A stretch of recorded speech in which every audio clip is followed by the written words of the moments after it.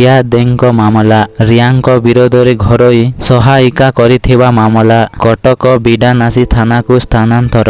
ଅଭିନେତ୍ରୀ ରିୟା ଦେ ଓଡୁଆରେ ପଡ଼ିଛନ୍ତି। ତାଙ୍କ ନାଁରେ ହୋଇଥିବା ମାମଲା କଟକ ସ୍ଥାନାନ୍ତର କରାଯାଇଛି। ଚନ୍ଦ୍ରଶେଖରପୁର ଥାନାର ମାମଲା ବିଡାନାସୀ ଥାନାକୁ ସ୍ଥାନାନ୍ତର ହୋଇଛି।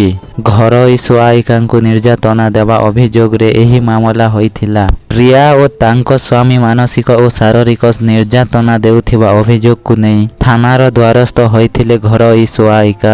ଯୁବତୀ ଜଣକ କେୟାରଟେକର ଭାବେ କାମ କରୁଥିଲେ। ରିୟାଙ୍କ ସ୍ୱାମୀ ମଦ ବୋତଲରେ ତାଙ୍କୁ ବାଡେଇଥିବା ଚନ୍ଦ୍ରଶେଖରପୁର ଥାନାର ଅଭିଯୋଗ କରିଥିଲେ ପୀଡ଼ିତା।